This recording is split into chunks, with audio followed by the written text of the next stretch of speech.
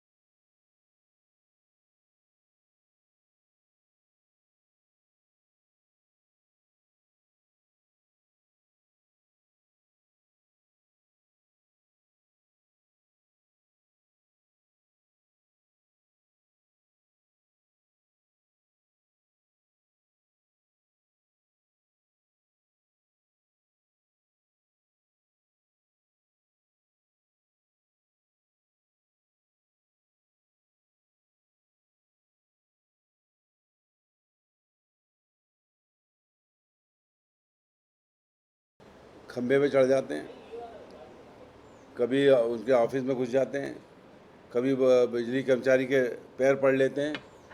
लेकिन इनका षड्यंत्र चल रहा है कि पूरा का पूरा बिजली विभाग इसको बेच देना। आज मध्य प्रदेश के अंदर जो 8,000 मेगावाट बिजली पैदा होती थी, न तो थर्मल पैदा हो रही है, न हाइड्रोलिक पैदा हो रही है, और कम से कम 3-4 हज़ार मेगावाट की कमी है। ये 2,000 मेगावाट पहले से ही बाहर से खरीद रहे हैं प्राइवेट कंपनी से। अब और प्राइवेट कंपनी से खरीदना, ये 2,000 करोड़ का जो लोन 1 सितंबर को लेने वाले हैं, इससे बिजली खरीदेंगे, उसमें भ्रष्टाचार करेंगे और लेकिन युवाओं को रोजगार नहीं देंगे। प्रदेश सरकार के प्रवक्ता और गृह मंत्री डॉक्टर नरोत्तम मिश्रा ने बिजली संकट को स्वीकार करते हुए कहा कि बारिश कम होने से बांधों में पर्याप्त पानी नहीं है। इसके साथ ही कोयले की कमी और प्लांट में तकनीकी दिक्कत के कारण बिजली का उत्पादन प्रभावित हुआ है, लेकिन इसे 5 दिन में ठीक कर लिया जाएगा। साथ ही गृह मंत्री ने पूर्व दिग्विजय सिंह सरकार पर सवाल उठाते हुए कहा कि जनता को मालूम है कि शिवराज की सरकार है जिसने दिग्विजय सिंह के शासनकाल के अंधेरे से प्रदेश को बाहर निकाला है। निश्चित रूप से बिजली का संकट है। अभी हमारे जो प्लांट हैं, संयंत्र हैं, उनमें तकनीकी दिक्कत आई, बारिश कम होने से पानी की दिक्कत आई, कोयले की सप्लाई भी थोड़ी सी बाधित हुई। पर जनता को मालूम है कि ये भारतीय जनता पार्टी की सरकार है, शिवराज सिंह की सरकार है। जिस समय दिग्विजय सिंह की सरकार थी और उस अंधेरे में से हम निकाल के लाए हैं, तो हम इस अंधेरे को नहीं रहने देंगे। 5-7 दिन की बात है, रिकवरी होगी और पुरानी व्यवस्था को बहाल किया जाएगा। बहरहाल आम लोग जहां पावर कट से परेशान हैं, तो वहीं पावर सप्लाई ना होने से किसानों के सामने सिंचाई का संकट भी खड़ा हो गया है।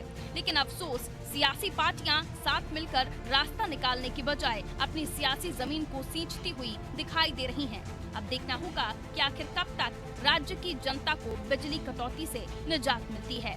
ब्यूरो रिपोर्ट, अनादि टीवी।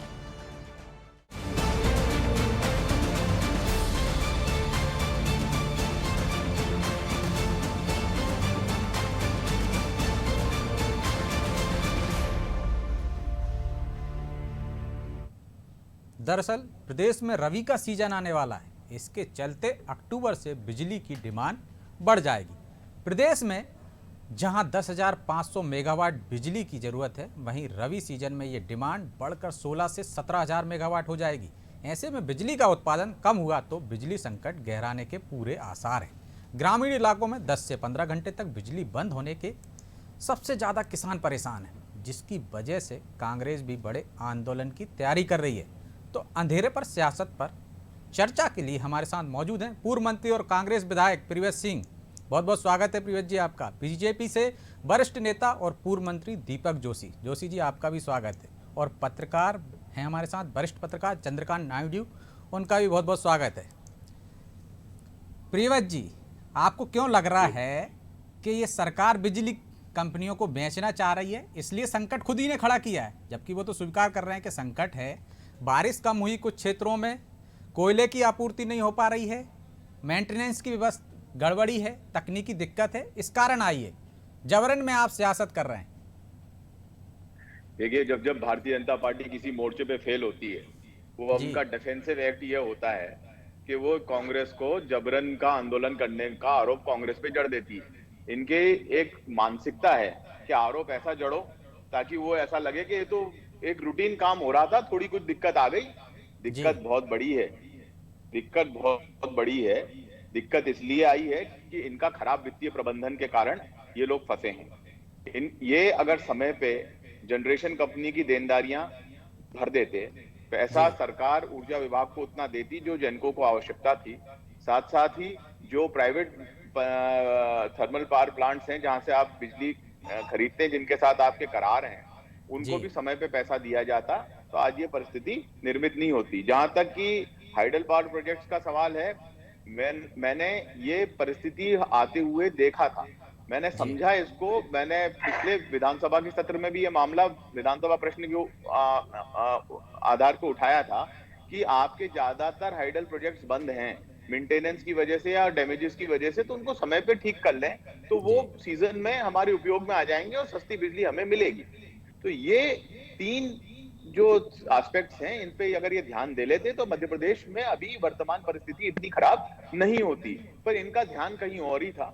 इनके मंत्री जी कभी खंबे पे चढ़ते हैं, फोटो खिंचाते हैं। इनकी ही एक मंत्री यशोधरा राजे जी ने उसकी बड़ी निंदा की, और आज इन्हीं के विधायक, चाहे नारायण त्रिपाठी हो, राकेश गिरी हो और अजय बिश्नोई जी जैसे अनुभवी विधायक जो जबलपुर से आते हैं जहाँ बिजली कंपनी का हेडक्वार्टर है, वो खुद इस बात को कई बार उठा चुके हैं, पर उनकी सुनने वाला कोई नहीं है। सरकार अपने मुंह मियां मिट्ठू बनने के में लगी हुई है। बिजली प्रबंधन और वित्तीय प्रबंधन के बारे में इनका कोई ध्यान नहीं है, और इसीलिए ये परिस्थिति बनी है। हम लोग कोई सियासत नहीं कर रहे हैं, हम मध्य प्रदेश को उसका हक दिलाना चाहते हैं, यहाँ के उपभोक्ताओं को अच्छी बिजली की सप्लाई करवाना चाहते हैं।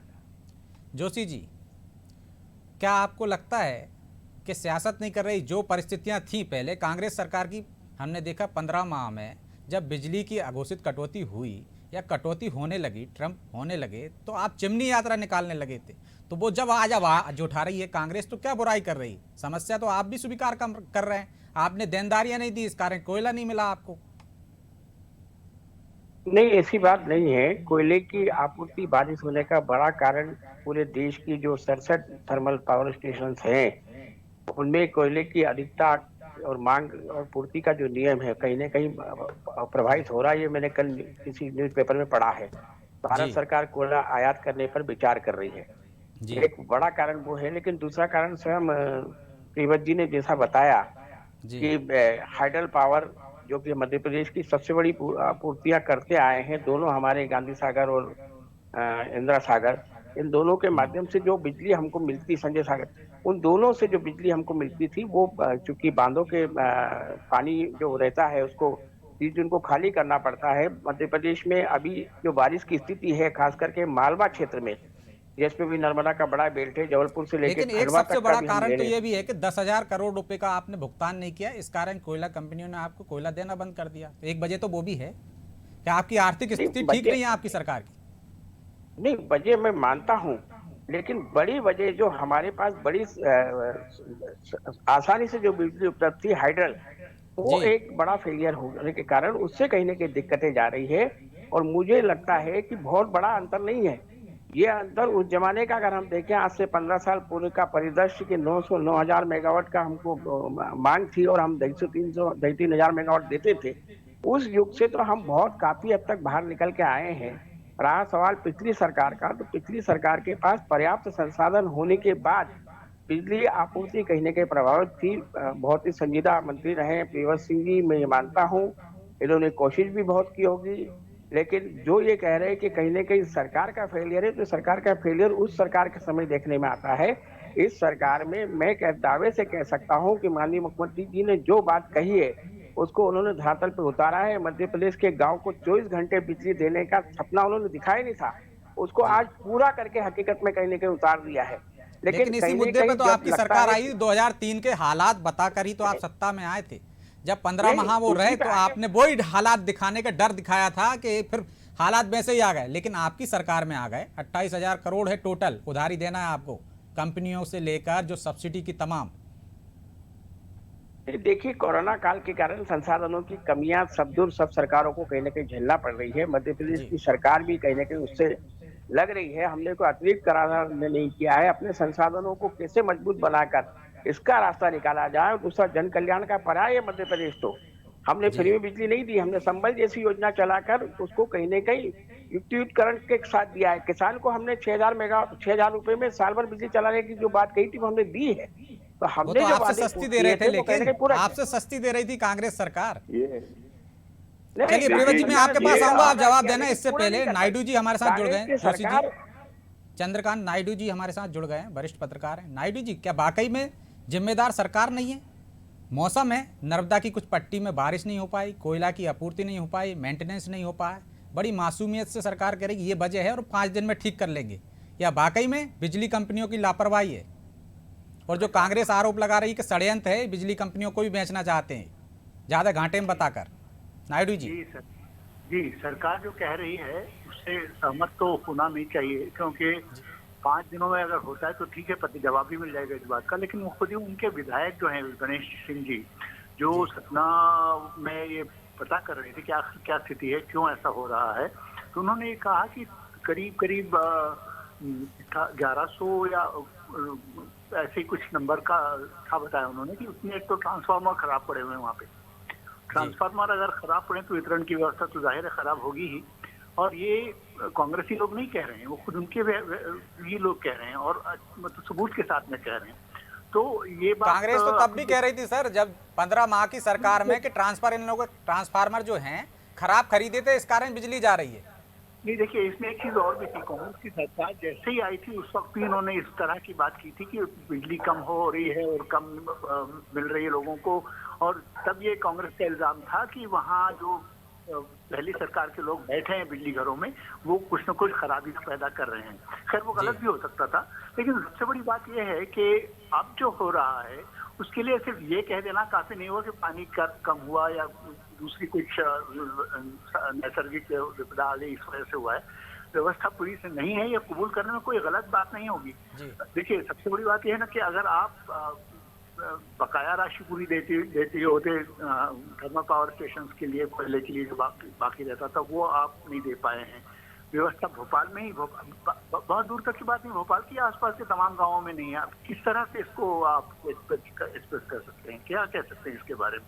सबसे बड़ी समस्या ये है कि ये कबूल करने की भी, हाँ कमियां रह गई हैं व्यवस्था में और उसमें कोई दिक्कत नहीं है, लेकिन सवाल ये है कि हर बार आप सिर्फ दूसरी सरकार पे ही सारा ठीकरा फोड़ने की कोशिश करेंगे तो ये हर बार नहीं करेगा ना।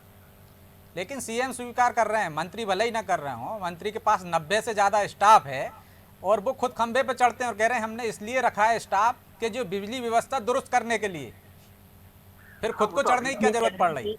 अभी भी वो ये कह रहे हैं कि जो किरकिरी हो रही है सरकार की, वो किसी षड्यंत्र के तहत हो रही है। मतलब वो ये नहीं मानते कि वो बिजली की कमी है, वो कह रहे हैं कि सभी गाँवों में पूरी बिजली मिल रही है।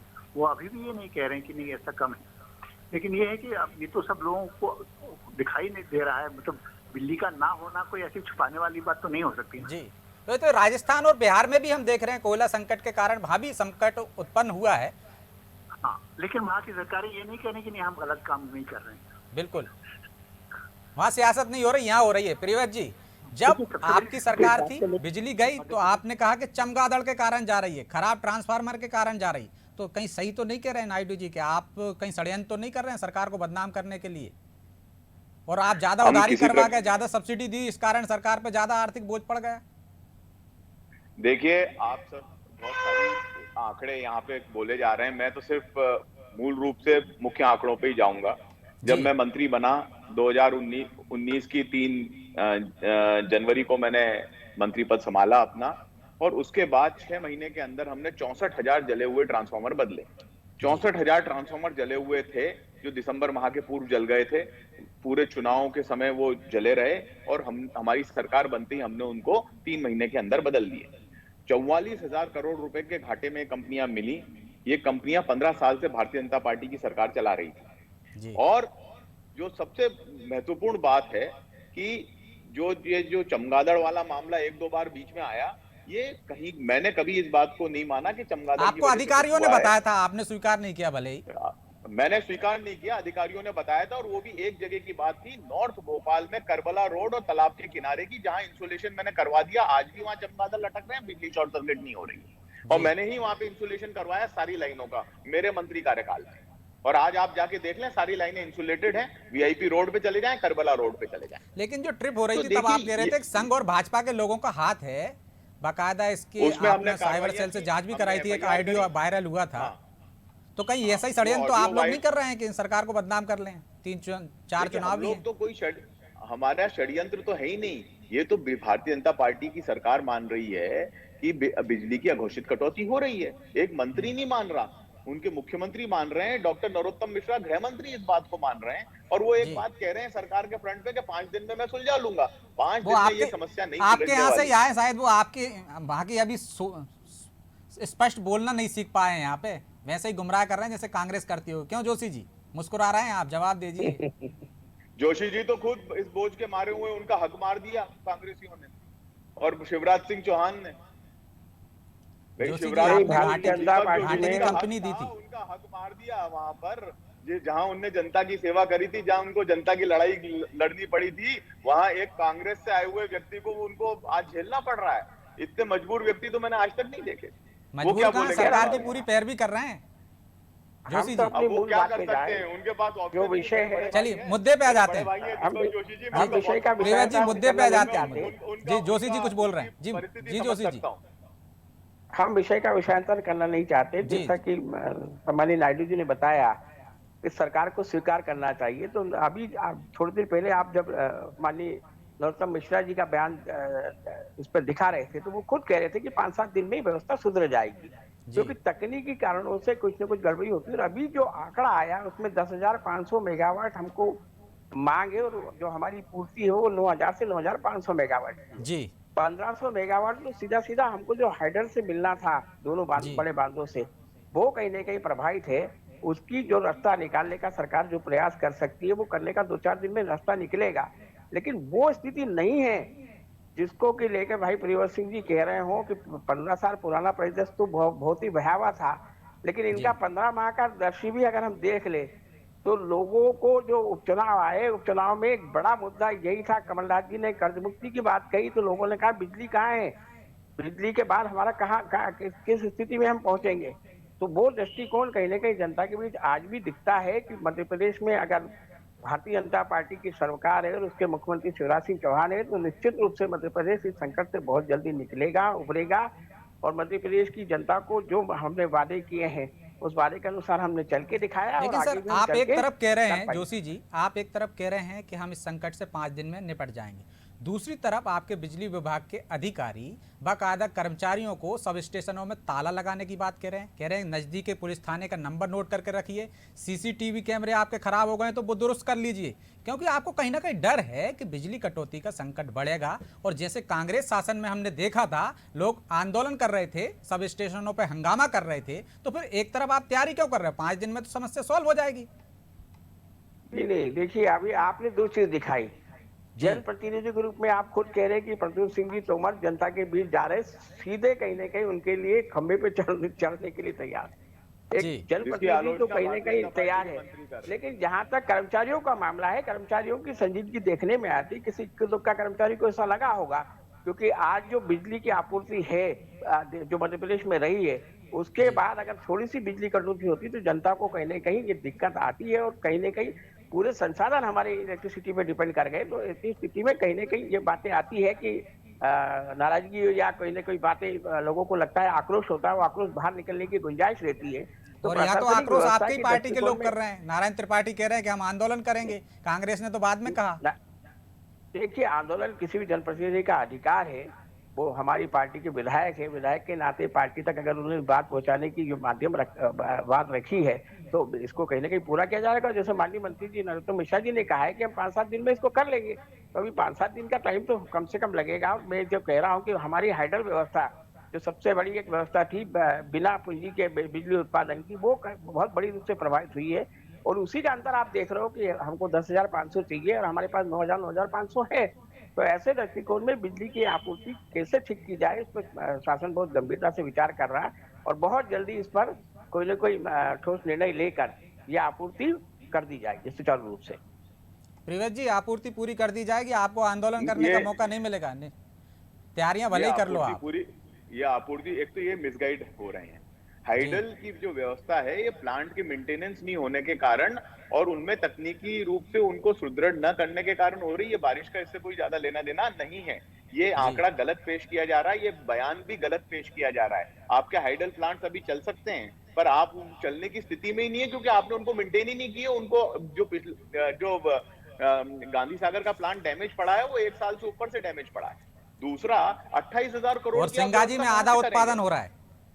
हाँ, और सिंगाजी का आपको मल्टी स्पेशलिटी आधा उत्पादन हो रहा है और 1-2 इकाइयां खराब पड़ी हुई हैं, जिनको मेंटेन करने के लिए संजय गांधी आप कोयला संकट से संजय गांधी ताप विद्युत गृह की इकाइयां 1 या 2 दिन में बंद हो जाएंगी। सारणी में नई इकाइयां लग जानी चाहिए थी, हमारी सरकार का भी प्लान था। इनकी सरकार ने अभी तक उसमें कोई पहल नहीं करी, क्योंकि किसी प्राइवेट पार्टी से बात चल रही होगी सारणी के बारे में। मामला यह है कि प्राइवेट पार्टियों से बात करके और उनको ये बड़े बड़े सरकारी संयंत्र बेचने की तैयारी की जा रही है। अब वो बातचीत इनकी सफल नहीं हो पाई। शायद हो सकता है कि जो लेन देन का मामला होगा वो मसला नहीं सॉर्ट आउट हो पा रहा है, तो इस वजह से मध्य प्रदेश की जनता को दिक्कत आ रही है। दूसरी बात, संबल में 63 लाख उपभोक्ताओं को लाभ मिलता था। इंदिरा गृह ज्योति योजना में 95 लाख उपभोक्ताओं को लाभ मिलता था। हमने बिजली का बिल हाफ किया, तो उसकी सब्सिडी की व्यवस्था भी हमने पूरी हमारी सरकार के कार्यकाल में की। उल्टा जो शिवराज सिंह जी 2018 के पहले 3,500 करोड़ के बिल माफ करके गए थे, वो भी कमलनाथ जी की सरकार ने अपने बजट में जोड़ के वो सब्सिडी भी ऊर्जा विभाग को दी। अब ये तो कुछ भी बोल रहे हैं, बिना जानकारी के बोल रहे हैं। और सबसे महत्वपूर्ण बात यह है कि आज मध्य प्रदेश में खराब प्रबंधन की वजह से ये संकट आया है, ना कि खराब वित्तीय प्रबंधन और खराब ऊर्जा विभाग के प्रबंधन के कारण।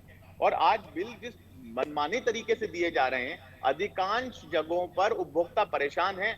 हमने जो उपभोक्ताओं के संरक्षण के लिए और बिल देवकों को सही करने के लिए जो समितियां का गठन किया था, 1200 से ऊपर समितियां मध्य प्रदेश में गठित थी, उनकी बैठक नहीं हो रही। आज उपभोक्ता डी और एसी के कार्यालय के चक्कर काटने के लिए मजबूर है। जिसका 600 रुपए का बिल आ रहा था, वो आज का 15,000 रुपए का बिल आ रहा है। कनेक्शन काटे जा रहे हैं। कांग्रेस की सरकार में मैं ऊर्जा मंत्री था उस समय, मैं दावा करता हूं 15 महीने में हमने एक भी कनेक्शन नहीं काटा और 2,000 करोड़ रुपए से ज्यादा पर मंथ हमने रेवेन्यू इकट्ठा करके मध्य प्रदेश में सुचारू रूप से बिजली व्यवस्था चलाई। और अघोषित कटौती 15 महीने की कमलनाथ सरकार में आपके आरोप में जोशी जी से जवाब ले लेते हैं। जोशी जी, आप जवाब दें, इससे पहले मैं नायडू जी के पास जाना चाहूंगा। नायडू जी, क्या एक वजह आप ये भी देखते हैं कि सब्सिडी जो ज्यादा देते हैं वो भी एक जो कंपनियां हैं, बिजली कंपनियां हैं, वो भी डूबने की कगार पे आती हैं, वो भी एक वजह है वोट बैंक के कारण। और जो बिजली का जो आपका खर्च होता है, जो चोरी होती है, उसको भी नहीं रोक पाती हैं सरकारें, क्योंकि वो झुग्गियों में ज़्यादा चोरी होती हैं। नायडू जी, नायडू जी, लगता है नायडू जी से हमारा संपर्क नहीं हो पा रहा है। जी जोशी, आप जवाब दे रहे थे। अभी प्रियव्रत जी कह रहे थे कि कहीं की बात कहीं करते हैं। अभी प्रियव्रत जी ने आपने पूछा था कि संघ, आरएसएस और बीजेपी के कार्यकर्ता बिजली को बाधित कर रहे हैं। इन्होंने कहा हमने कार्रवाई की। प्रियव्रत जी बता दें कि एक बीजेपी कार्यकर्ता, एक संघ कार्यकर्ता का नाम जिसके खिलाफ इन्होंने कार्रवाई की। मैं तो आपसे सिर्फ इस बहस के माध्यम से यही पूछना चाहता हूँ कि कौन से कार्यकर्ता में इन्होंने कार्रवाई की, क्योंकि संघ बीजेपी का कार्यकर्ता इस काम, ऐसे कामों में इन्वॉल्वमेंट कहीं ना कहीं रखता नहीं है। अपनी कमियों को छिपाने के लिए आरोप लगा देने का काम कांग्रेस करती है। लेकिन जोशी जी, वो तो पुरानी बात हो गई ना, ये तो अब भी आप पे आरोप ही लगा रहे हैं। आपकी सरकार में बिजली कट रही है, आप पर ही आरोप लगा रहे हैं कि षड्यंत्र कर रहे हैं आप बेचने के लिए। अभी ये बता रहे बीजेपी, अभी इन्होंने बताया कि जो हमारी हाइडल पावर जो बिजली के है, पानी के, उसमें इन्होंने चंबल का जिक्र किया, लेकिन दोनों बड़े बांध जो ओंकारेश्वर और पुनासा के हैं, उनकी स्थिति पानी नहीं भरने के कारण उत्पादन में कमी आई है। उसके मान ली ना कारण जोशी बहुत जी, बड़ा वो तो प्रभाव एक आया है। कारण है ही ना, और अन्य कारण भी तो हैं, वो ज्यादा बड़े कारण दिख रहे हैं। अन्य कारण चल रहे हैं, लेकिन जैसा आपने बताया कि हमने इतना पैसा लेके इतना कर दिया, तो 15 महीने की गवर्नमेंट में 15,000 करोड़ रुपए का कर्ज दिया इन्होंने। जी उसके बाद ये स्थिति अगर थोड़ी सी ठीक करने का प्रयास किया, तो आज हम मध्य प्रदेश को, जो कि बहुत तेजी से शिवराज जी के नेतृत्व में आगे बढ़ रहा है। क्या आप ये उसको कहना चाह आगे रहे हैं इनने चलाने- सब्सिडी ज्यादा दी थी, इस कारण कर्ज ज्यादा हो गया कंपनियों पर? नहीं, मैं ये कभी नहीं कहूंगा, मैं ये नहीं कहूंगा। इनका जी। जो मैनिफेस्टो अगर उन्होंने उसको पूरा करने का प्रयास किया तो करना चाहिए। लोक कल्याणकारी राज्य की अगर हम कल्पना करते हैं तो अपनी बातों को रखना चाहिए। लेकिन मध्य प्रदेश की बीजेपी की सरकार ने जो युक्तियुक्तकरण किया है, कांग्रेस ने तो बिजली के बिलों का क्या हालत थी मैं बता सकता हूँ कि 8-8 दिन 10-10 दिन जहाँ ट्रांसफार्मर थी, लाइन नहीं थी, वहाँ बिजली के बिल पहुंचे हैं लोगों के पास। उन बिजली के बिलों का भुगतान नहीं होने के कारण जो एक बहुत बड़ा निर्णय मध्य प्रदेश में हुआ था, उसमें आपने देखा, मैं फिर कह रहा हूं कि जो पिछला उपचुनाव था 24 सीटों का 25 सीटों का, उस उपचुनाव में एक बड़ा मुद्दा था। कन्हैया लाल जी कह रहे थे कि हमने किसानों के कर्जे माफ किए, लेकिन हम कह रहे थे कि फिर अंधेरे की तरफ ले जाएंगे। हाँ, तो आपने वही देखा कि परिस्थिति मध्य फिर आ गई प्रदेश ना, के- पहले भी उपचुनाव थे, अब भी नहीं, उपचुनाव है।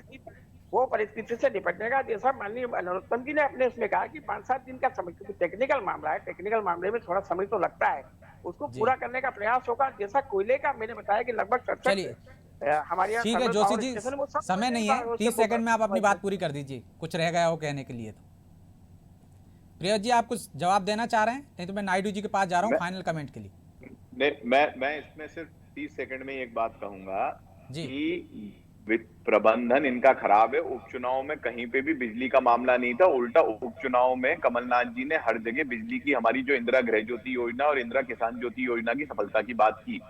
और हमने 15 महीने की सरकार में 1 मिनट भी अघोषित विद्युत कटौती नहीं की। मनमाने बिल जो आने शुरू हुए हैं, ये मार्च 2020 के बाद आने शुरू हुए हैं। अप्रैल 2020 से लॉकडाउन में जब व्यावसायिक परिसर बंद थे, उनके भी 20,000 रुपए के बिल लोगों को थमाए गए हैं और उनके कनेक्शन काटे, जबकि हमने कोई कनेक्शन नहीं काटा और रेवेन्यू उगा के दिया। और नायडू जी, क्योंकि भाजपा है, कांग्रेस है, सियासत करेंगे, वो सियासतदार हैं, तो आपको क्या लगता है कि जो सब्सिडी एक बड़ा कारण है जिसके कारण कंपनियां घाटे में चली जाती हैं, और लाइन लॉस पर ध्यान नहीं दिया जाता है, चोरी पर ध्यान नहीं दिया जाता, क्योंकि वोट बैंक की एक वजह है?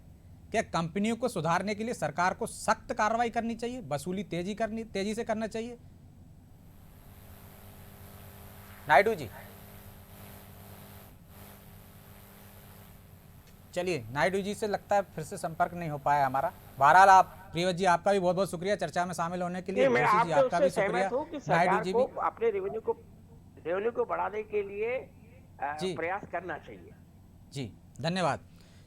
रेवेन्यू को बढ़ाने के लिए प्रयास करना चाहिए।